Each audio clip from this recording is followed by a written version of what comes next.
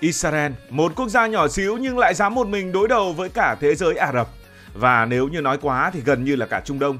Một đất nước có dân số chỉ lớn hơn Hà Nội một chút và còn thua thành phố Hồ Chí Minh, có diện tích chỉ bằng Nghệ An cộng Hà Tĩnh, giữa vòng vây của hàng trăm triệu dân từ những quốc gia láng giềng thù địch. Vậy mà Israel không chỉ tồn tại, Israel còn thắng liên tiếp trong những cuộc chiến khiến cả thế giới phải trầm trồ. Bí mật nằm ở đâu? Hãy bắt đầu với địa lý, vì đây là yếu tố quyết định số phận của Israel từ những ngày đầu lập quốc.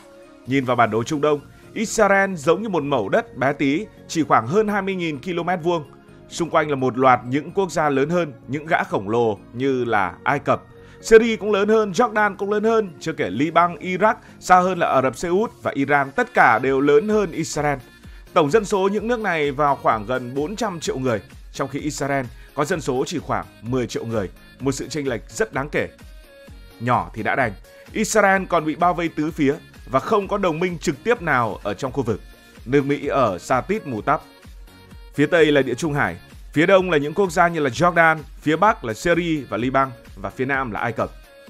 Với diện tích quốc gia nhỏ hẹp thì Israel cũng không có chiều sâu chiến lược, không có không gian để rút lui.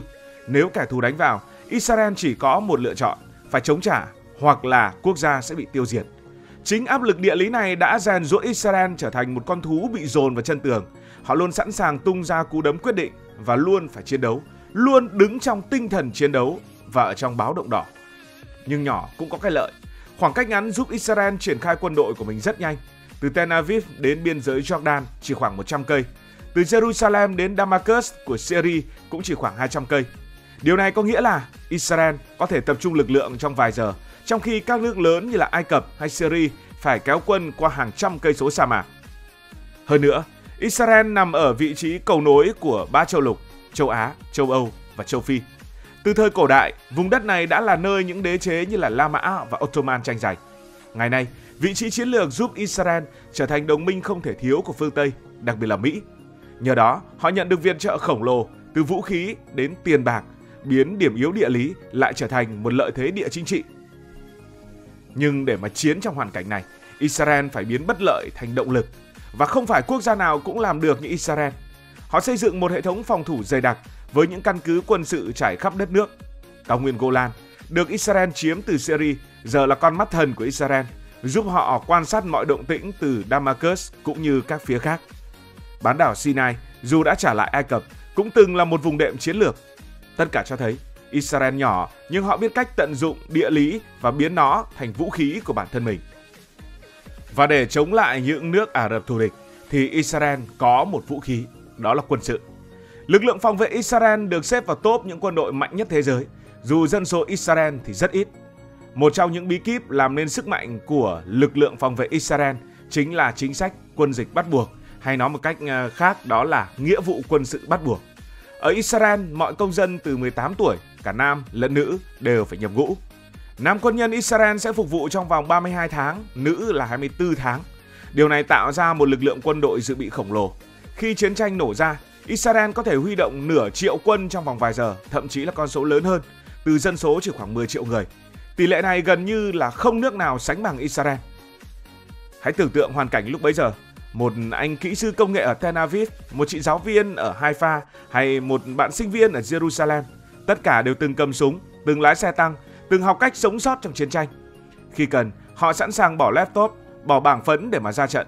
Điều này tạo ra một xã hội được quân sự hóa, nơi mọi người đều hiểu rằng an ninh quốc gia là chuyện sống còn. Ví dụ, trong cuộc chiến tháng 10 diễn ra vào năm 1973, khi Ai Cập và Syria bất ngờ tấn công, Israel đã bị dồn vào thế bí. Nhưng chỉ trong vòng 48 giờ, quân đội Israel đã gọi hàng chục ngàn quân dự bị, từ những người đang nghỉ lễ hay là những người đang làm việc bình thường, thậm chí là những người đã lâu rồi không làm việc trong quân ngũ, trở lại và hoạt động như những quân nhân thực thụ. Nhưng ngay cả khi huy động được một lực lượng lớn như vậy thì họ vẫn không đông so với các nước láng giềng, nên họ phải tập trung vào chất lượng và chiến thuật. Quân đội Israel nổi tiếng với lối đánh tấn công chớp nhoáng. Họ kết hợp không quân, xe tăng và bộ binh một cách nhịp nhàng. Một chiến tranh rất hiện đại. Hãy lấy cuộc chiến 6 ngày vào năm 1967 làm ví dụ. Khi mà Ai Cập, Jordan và Syria chuẩn bị tấn công, Israel đã nhanh tay và họ đã đi nước cờ trước. Ngày 5 tháng 6 năm 1967, không quân Israel đã cất cánh lúc bình minh, phá hủy hơn 400 máy bay của Liên minh Ả Rập, hầu hết ngay trên mặt đất. Và trong 3 giờ, Israel đã giành quyền kiểm soát bầu trời, mở đường cho những chiến thắng trên bộ của họ. Chiến thuật này không phải là ngẫu nhiên. Israel đã học từ các bậc thầy quân sự trong Thế chiến thứ hai. Có cả những việc học tập người Đức, kết hợp với sự sáng tạo của riêng họ. Họ cũng sử dụng tình báo chính xác để biết rằng máy bay đối phương ở đâu, phi công đang làm gì. Và trong cuộc chiến với Iran thì họ cũng đã làm được điều tương tự. Ngoài ra, Israel rất giỏi trong chiến tranh bất đối xứng. Đây là một thuật ngữ khi mà Israel phải đối đầu với những nhóm như là Hezbollah hay Hamas. Họ dùng chiến thuật đánh điểm, tức là nhắm vào thủ lĩnh hoặc là kho vũ khí bằng những cuộc không kích vô cùng chính xác, đánh rắn, đánh thẳng vào đầu. Họ cũng có một kho vũ khí đáng gờm, phần lớn nhờ vào viện trợ từ Mỹ và khả năng tự sản xuất. Mỹ cung cấp hơn 3 tỷ đô mỗi năm cho Israel, chủ yếu để mua vũ khí hiện đại như máy bay F-35, tên lửa Patriot và hệ thống phòng thủ vòm sắt. F-35, máy bay tàng hình tiên tiến bậc nhất thế giới, giúp Israel duy trì ưu thế trên không. Trong khi đó, hệ thống vòm sắt đã đánh chặn hàng ngàn rocket từ Gaza và Liban với tỷ lệ thành công gần 90%. Nhưng đừng nghĩ rằng Israel chỉ dựa vào Mỹ. Israel tự lực cánh sinh và họ đã sản xuất nhiều vũ khí rất tốt của mình, ví dụ như là xe tăng, cụ thể là xe tăng Merkava. Xe tăng này được thiết kế riêng cho địa hình Trung Đông. Merkava là một trong những xe tăng tốt nhất trên thế giới, với giáp phản ứng nổ và hệ thống bảo vệ chủ động. Ví dụ như là súng trường Galil cũng được nhiều nước tin dùng. Súng trường này nhẹ, bền, đáng tin cậy và được quân đội Israel sử dụng rộng rãi. Ví dụ như là tên lửa Jericho, tên lửa này có khả năng mang đầu đạn hạt nhân và là lá bài chiến lược của Israel. Một yếu tố nữa làm nên sự xuất sắc của Israel đó là tình báo. Mossad, cơ quan tình báo quốc gia, được xem là một trong những tổ chức giỏi nhất trên thế giới. Mình có làm nhiều câu chuyện về Mossad trên kênh Hải Thanh History. Trong chiến tranh, tình báo Israel luôn đi trước một bước. Trước chiến tranh 6 ngày, Mossad đã cung cấp thông tin chi tiết về vị trí máy bay Ai Cập, giúp không quân Israel tiêu diệt đối phương ngay từ đầu. Hay trong cuộc chiến Yom Kippur, dù bị bất ngờ, tình báo Israel đã nhanh chóng xác định các điểm yếu của Ai Cập và giúp cho quân đội phản công vô cùng nhanh chóng. Nếu quân sự là cơ bắp thì công nghệ chính là bộ óc của Israel. Bạn có biết được rằng Israel được gọi là quốc gia khởi nghiệp với số lượng công ty khởi nghiệp công nghệ trên đầu người thuộc vào loại cao nhất thế giới. Hãy nói chi tiết hơn về điều này. Cụ thể là hệ thống phòng thủ vòm sắt. Đây là biểu tượng của công nghệ Israel. Nó được phát triển để đối phó với rocket từ Hamas và Hezbollah. Vòm sắt sử dụng radar tiên tiến để phát hiện tên lửa, tính toán quỹ đạo và phóng tên lửa đánh chặn trong vài giây. Ví dụ trong cuộc chiến Gaza vào năm 2021, vòm sắt đã đánh chặn hơn 4.000 rocket, cứu sống hàng ngàn người Israel. Họ cũng dẫn đầu trong drone quân sự. Máy bay không người lái Heron có thể bay liên tục 24 giờ, truyền hình ảnh độ nét cao về căn cứ của Israel. Hay Harop là một loại drone cảm tử, có thể tự tìm mục tiêu và phát nổ, trở thành nỗi khiếp sợ cho các nhóm du kích dám tấn công vào Israel. Họ cũng là một siêu cường về an ninh mạng. Đơn vị 8200 của quân đội Israel, tương đương với đơn vị NSA của Mỹ, là nơi sản sinh ra những hacker giỏi nhất trên thế giới.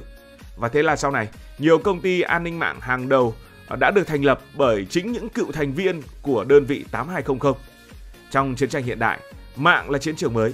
Israel từng bị nghi sử dụng virus để phá hoại chương trình hạt nhân Iran, làm hỏng hàng ngàn máy ly tâm mà không cần nổ súng.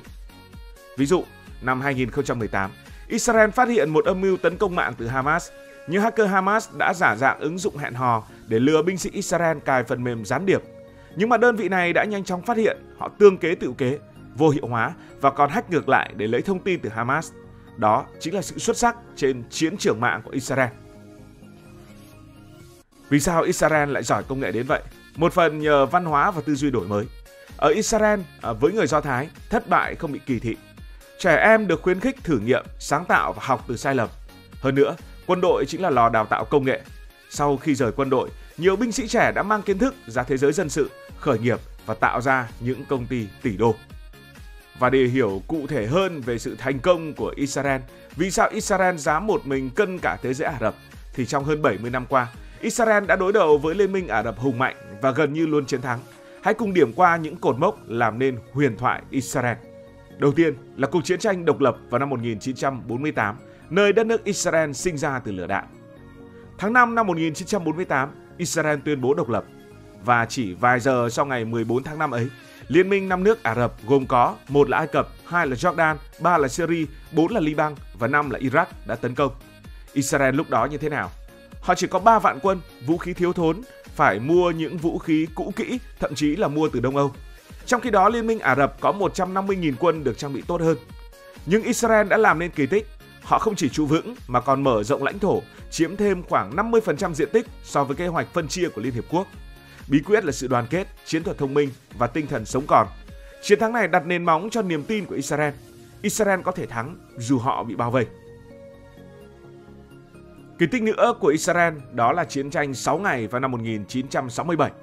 Năm 1967, khi Ai Cập, Jordan và Syria chuẩn bị tấn công, Israel đã ra tay trước. Trong 6 ngày, tức là chưa đầy một tuần, họ phá hủy gần như toàn bộ không quân Ả Rập, chiếm cao nguyên Golan, bán đảo Sinai, Đông Jerusalem và bờ Tây. Tổng diện tích Israel kiểm soát đã tăng gấp 3 lần. Trong trận đánh tại Sinai, một đơn vị tăng Israel do đại tá Avigor Kalami chỉ huy đã đối đầu với lực lượng Ai Cập đông gấp 10 lần. Dù bị bao vây, nhưng ông vẫn dẫn đầu một cuộc phản công táo bạo, phá hủy hàng chục xe tăng Ai Cập. Chiến thắng này không chỉ là quân sự mà còn là một cú sốc tâm lý cho thế giới Ả Rập và là một ví dụ rất cụ thể cho sức mạnh về mặt quân sự và cả về mặt tinh thần của Israel. Không phải lúc nào Israel cũng thắng dễ dàng như vậy, nhưng họ vẫn luôn biết cách để tạo ra những dấu ấn của mình. Ngày 6 tháng 10 năm 1973, Ai Cập và Syria bất ngờ tấn công vào ngày lễ đền tội tại Israel khi cả nước Israel đang cầu nguyện. Trong 3 ngày đầu, Israel mất hàng trăm xe tăng, hàng ngàn binh sĩ và suýt bị đẩy vào thảm họa diệt quốc. Nhưng Israel đã lật ngược tình thế. Nhờ huy động lực lượng dự bị thần tốc, quân đội Israel đã phản công. Cuối cùng họ đẩy lùi cả Ai Cập lẫn Syria, ký hiệp định hòa bình với Ai Cập vào năm 1979. Như vậy, sức mạnh của Israel không chỉ đến từ quân sự hay công nghệ mà còn từ tinh thần dân tộc. Người Israel đã sống với một tư duy không bao giờ để lịch sử lặp lại. Lịch sử ở đây là gì? Lịch sử chính là thảm họa với người Do Thái trong Thế chiến thứ hai. Đó là vết thương không bao giờ lành. Nó nhắc nhở người Do Thái rằng nếu họ không mạnh, họ sẽ bị xóa sổ tại Israel. Tinh thần này được truyền qua các thế hệ. Ở Israel, trẻ em được dạy về lịch sử đau thương nhưng cũng được truyền cảm hứng về sự kiên cường. Trong quân đội, binh sĩ thường mang theo câu nói Masada sẽ không sụp đổ một lần nữa. Masada là gì? Masada ám chỉ pháo đài Masada, nơi người Do Thái cổ đại thà chết chứ không đầu hàng quân La Mã. Cảm ơn vì đã quan tâm theo dõi câu chuyện này. Dù bạn thích hay là ghét Israel thì cũng phải công nhận một điều, họ quá mạnh và quá kiên cường. Cảm ơn các bạn đã dành sự đồng hành cùng Hải Thanh Story đi qua những vùng đất, khám phá những điều mới.